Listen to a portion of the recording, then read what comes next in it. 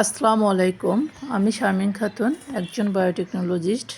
আমি আজ আপনাদের দেখাবো কিভাবে বস্তায় খুব সহজে গোল আলু চাষ করবেন। যাদের জায়গা কম, ছাদ বা বারান্দা, ছোট উঠান, তাদের জন্য এই পদ্ধতি অত্যন্ত কার্যকর। প্রথমত বীজ নির্বাচন করতে হবে।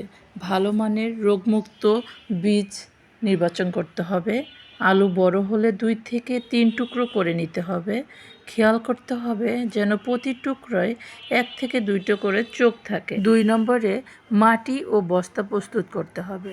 30 থেকে 50 কেজির বস্তা ব্যবহার করা ভালো এবং মাটির মিশ্রণ হতে হবে 50% দোআঁশ মাটি, 30% পচা গোবর এবং 20% বালু বা কোকোপিট।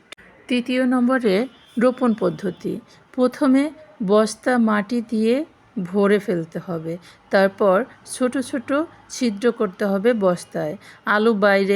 আলু বসিয়ে দিয়ে উপরে মাটি দিয়ে ঢেকে দিতে হবে। 4 নম্বরে হলো পরিচর্যা। প্রতিদিন হালকা রোদ প্রয়োজন, 5 থেকে 6 ঘন্টা। পানি জমতে দেওয়া যাবে না, নিষ্কাশনের ব্যবস্থা থাকতে হবে এবং বস্তার মাঝখানে বোতল কেটে বসিয়ে দিতে হবে, যেখানে আমরা 15 দিন পর পর তরল জৈব সার দিতে পারবো। 5 নম্বর হলো ফসল সংগ্রহ।